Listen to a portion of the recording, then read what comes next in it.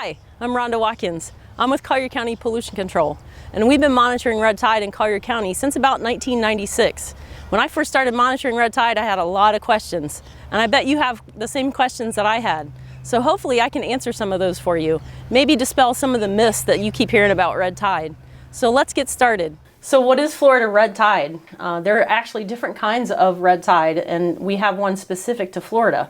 It's a microscopic plant, and it's a dinoflagellate, and if you can see in this picture, you can actually see the two tails that make that the dinoflagellate and allow this organism to move.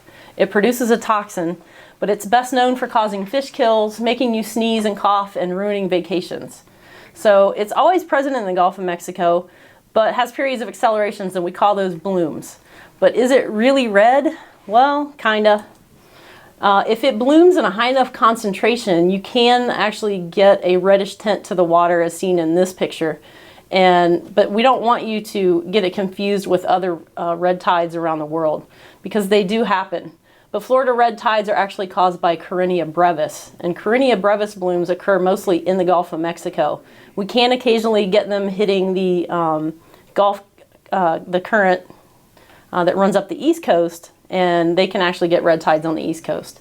It does cause respiratory irritation, it causes fish kills, and it causes neurotoxic shellfish poisoning. It can cause marine mammal deaths, but don't get it confused with red drift algae, which looks like this.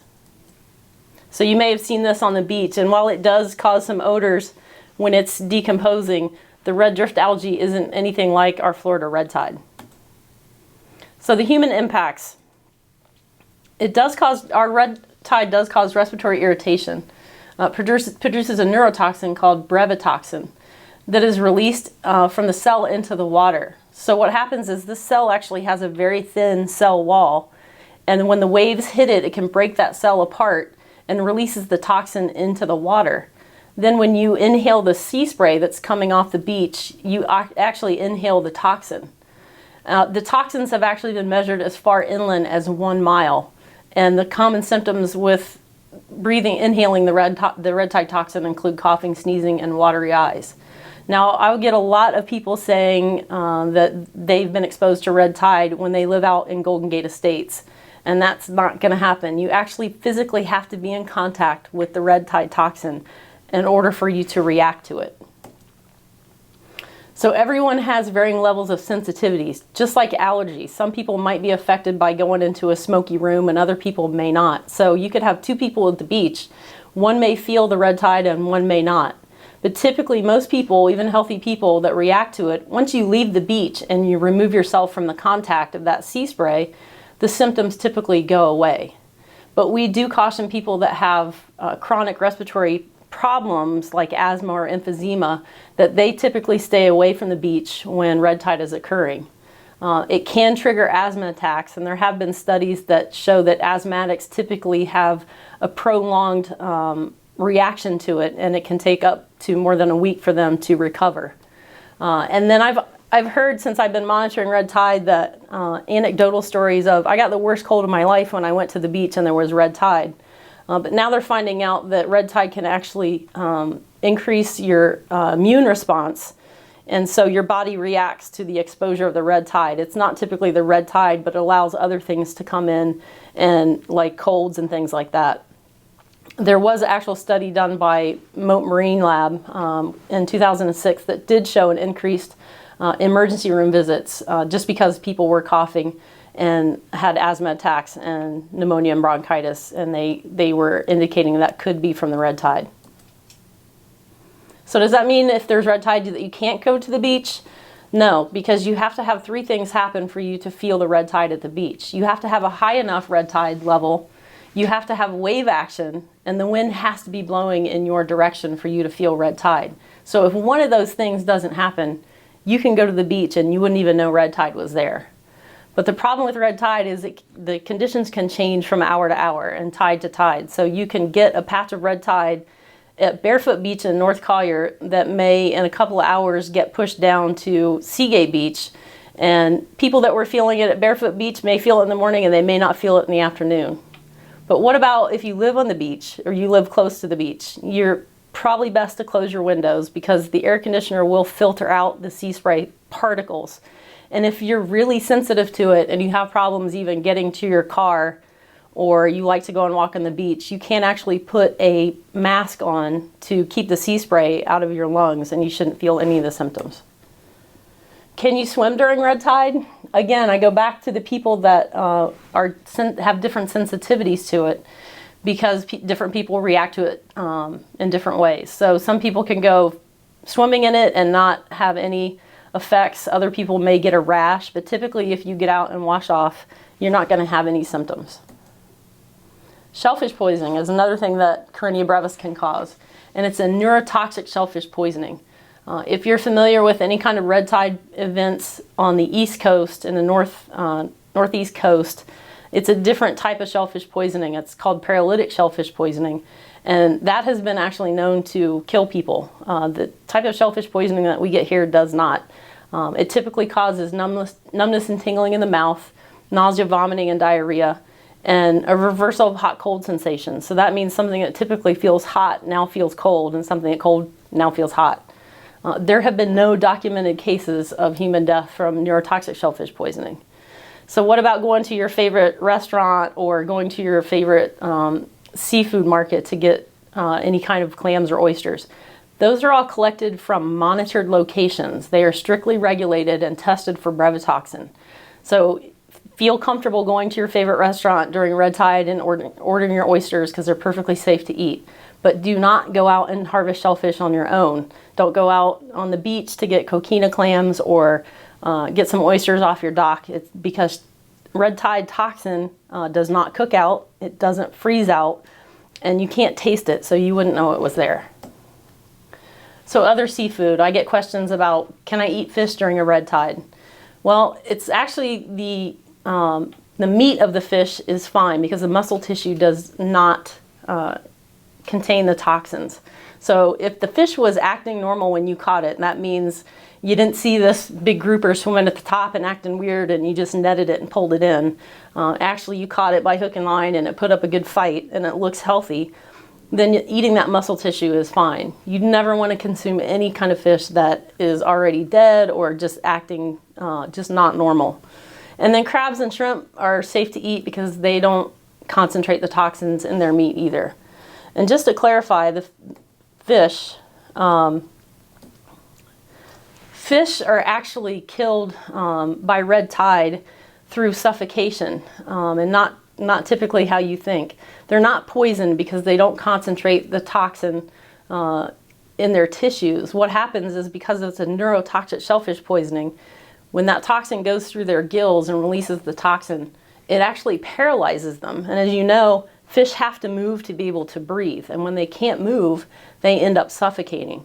You can get kills from low oxygen in backwater bays when the bloom gets back there and can't get flushed out by normal tides and currents. And then the red tide just dies off, and while it's dying, it actually consumes the oxygen.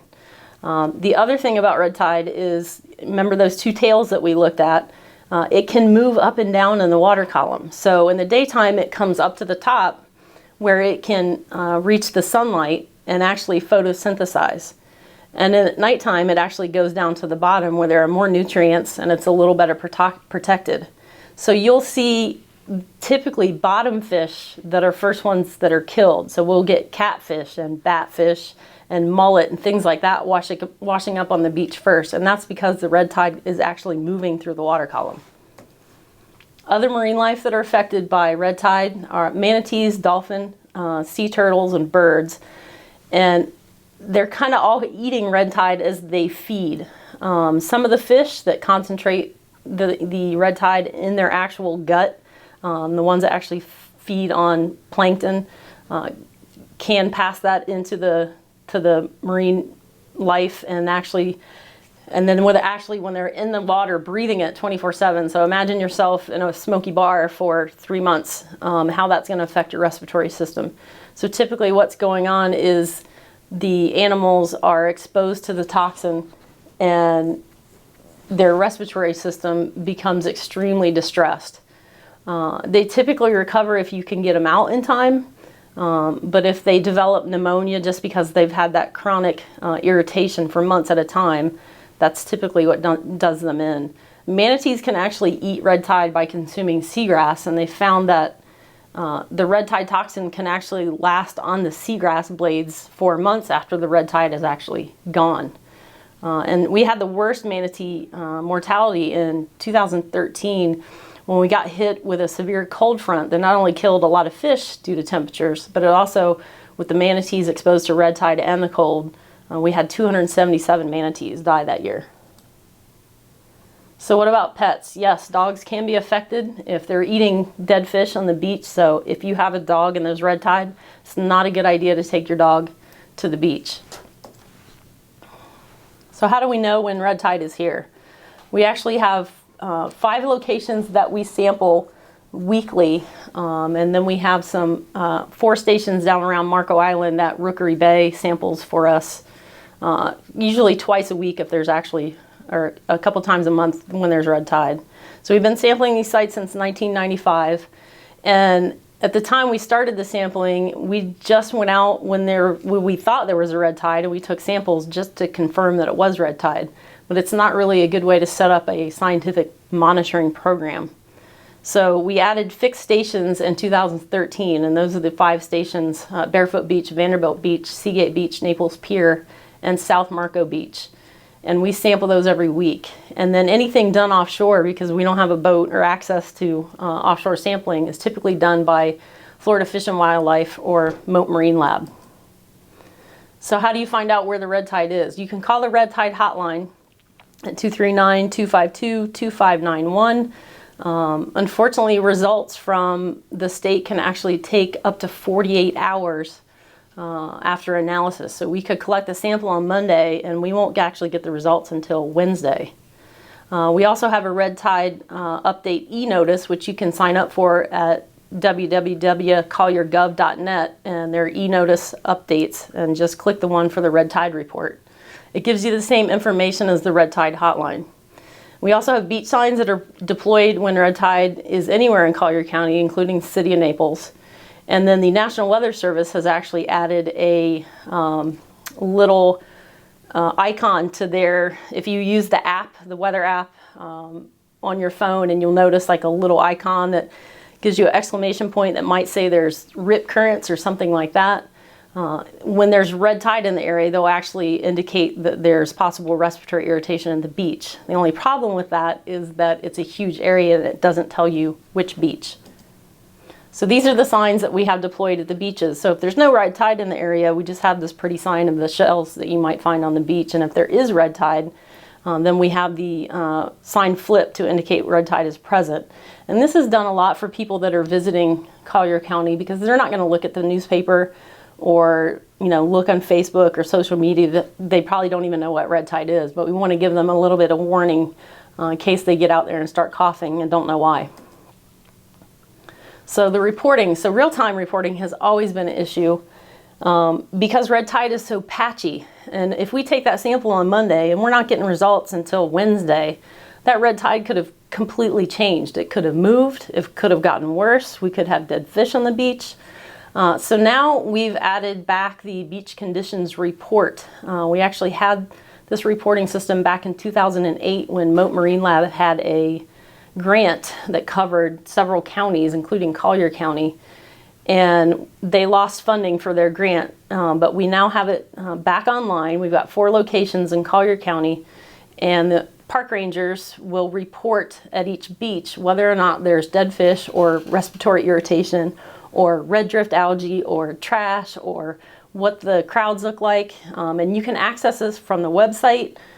They have a mobile app that you can download for free, and you can also call their hotline. The actual website is visitbeaches.org, and here's what it looks like. So when you get to the website, you can just click on one of your beaches, and it will give you the information about that beach, including water temperature if you need to know. So you can make an informed decision about which beach you want to go to, because we may have red tide at one beach on the north end of the county and the south end of the county is perfectly fine. And so now we have daily updates to let you know which beach you can go to. So can we predict when and where red tide is going to occur? Kinda. So the blooms typically start 40 to 50 miles offshore near the loop current, and I'm going to show you where that is in a minute. And then it's brought into shore by currents and wind. But no one has been successful about trying to predict when it's going to happen, how long it's going to stay, and when it's going to die off. So this is a loop current. It comes up from the Yucatan, and it comes into the Gulf of Mexico and then enters the Gulf Stream up along the east coast.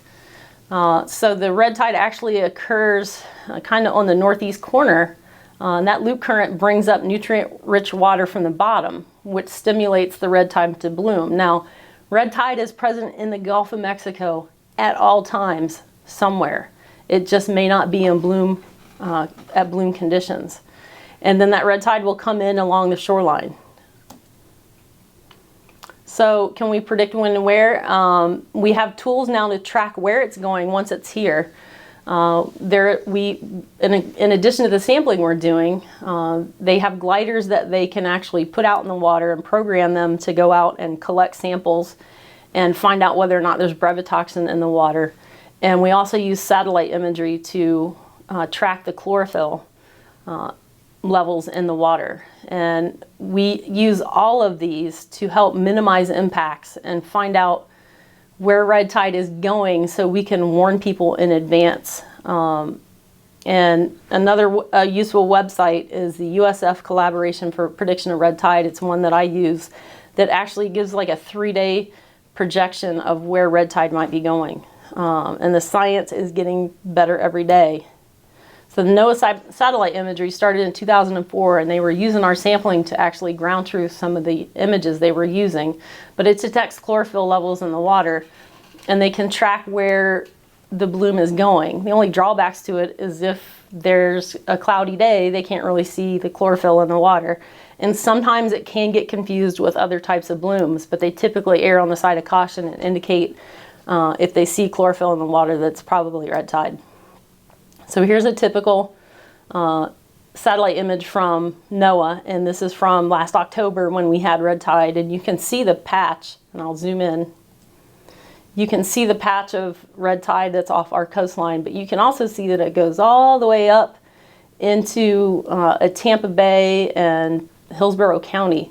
And what you'll find with red tide is it always starts north of us. It never just shows up in Collier County without first having been north of us at some point and for some time. So what does red tide look like in Collier County?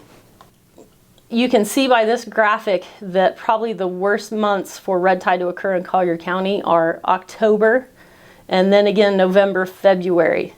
And unfortunately, I kind of kid that red tide coincides with tourist season. But it unfortunately does. We have our highest peaks and our most fish kills during October through about April. So which month is the worst as far as red tide levels? So it may occur frequently in October, but it really ramps up and the levels of red tide get really bad in November. So how long does red tide last? I get a lot of questions of it's lasting longer than it ever has before. So using those fixed stations that we've been monitoring since 2003 and putting those on a graph, now you can see that red line is the trend line, and you see it's almost flat, indicating that how long red tide lasts in Collier County really isn't changing. You can see some cycles in that data, and I bet if we started looking at a bigger picture of El Niños and La Niñas and things like that, that you might be able to see a pattern in that, but it's really not getting worse and lasting longer. And then the question is it getting worse year after year? So if we look back to 2003 again, you see the red line is the trend line indicating there's not really a change. It's not getting better, it's not getting worse, it's just kind of here. I also threw on the graphic the rainfall amounts, and so you can see in 2005 when we had Hurricane Wilma that we had an increased rainfall, and then the next year we had a higher red tide level. But then if you look in 2012, we had a fairly high red tide level, and then again in 2013, but the rain wasn't really ramping up. So what this tells me, and I get questions all the time about, is runoff causing red tide? You have to understand that red tide is a Gulf-wide issue. So when we get things like hurricanes, we're getting runoff in the Gulf of Mexico. It's not just in Collier County. And so if this red tide is happening in the middle of the Gulf of Mexico and then coming inshore to our north, that's more of a Gulf-wide issue. So we can't target just Collier County to say things that are happening in Collier County are making red tide worse. Now the question also arises, is runoff sustaining red tide? Well, you'll see by these graphics that it's not lasting any longer than it has been. So that would indicate that runoff may not be sustaining it at all, but it's an algae. It uses nutrients for food. So certainly nutrients could make it last longer around our shoreline. But it's not like a northeastern red tide where they get rain events and then immediately get a red tide following that. Because, you know, we get rain down here in Collier County. We get more rain down here than they do up in the Panhandle. They do get red tides in the Panhandle, but we're not getting any more than they are. So what causes red tide? Well, that's the billion-dollar question. So we have to kind of look at the history of red tide. We know it's here all the time. We know it's been here in the Gulf of Mexico for a long time. There are actually captain's logs from early Spanish explorers in the 1500s that were talking about the same kind of symptoms that red tide gives us. So they were coughing, sneezing, and there were dead fish. But we actually had the first documented case, like somebody actually went out and found it in the water in 1844. And then the organism that causes it was actually discovered in 1947, or actually named in 1947. So that predates really any kind of industry in Florida, and really before we were overly populated along the coastline. So in order to understand what makes something happen, you have to understand how it works. So there are multiple things that affect red tide growth: salinity, temperature, nutrients, ocean currents, and wind currents. This little organism can actually feed off other blooms. So we could have a different organism blooming in the Gulf of Mexico, and red tide can actually gather food from that. It can actually inhibit the growth of other plankton. So that may be why when we get a red tide bloom, maybe it persists for a while because it's not letting anything else grow and it's pretty much eating all the food. They do know that red tide can use multiple forms of nitrogen. So if you take that food source away, in any one situation, it's going to find another way to eat. And a good indication of that is, why does red tide kill fish? So there aren't a lot of fish that eat red tide as a food source, because if we don't have blooms all the time, the fish that would rely on red tide aren't going to survive. So why would red tide need to kill fish? Well, they found that with the lack of phosphorus in the water, red tide actually has the ability to turn on and turn off its toxin emitters. So when it runs out of food, specifically phosphorus, it can turn on its toxin emitters and kill fish, and now all of a sudden it has a new food source. So nutrients could be looked at as good or bad. If we have red tide in the water and we don't have a lot of dead fish, that might indicate we have a lot of nutrients, but then we're not going to have fish kills at the beach.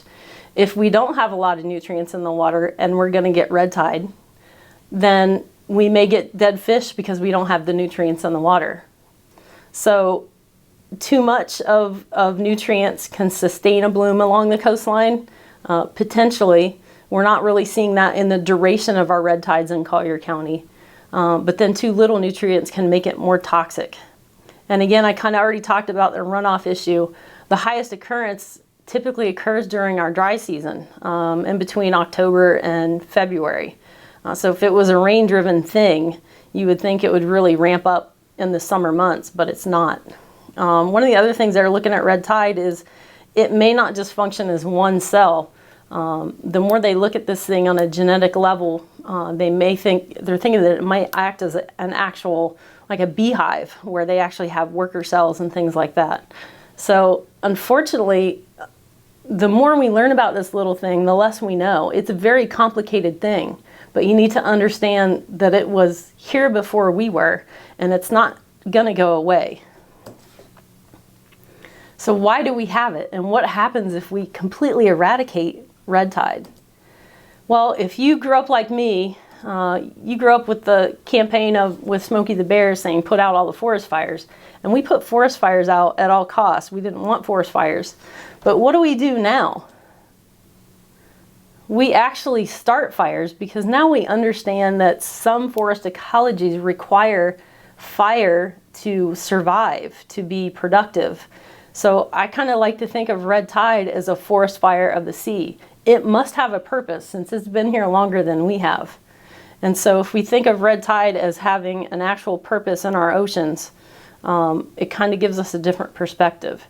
Again, you know, we can certainly help our coastline by reducing nutrients that are going into the water. So we're not feeding the red tide, but we'll never completely eradicate red tide. Thanks for watching. I hope you learned something about red tide, and I hope you had some questions answered today. But if you have any more questions, please call me. Again, I'm Rhonda Watkins with Collier County Pollution Control, and you can call us at 239-252-2502.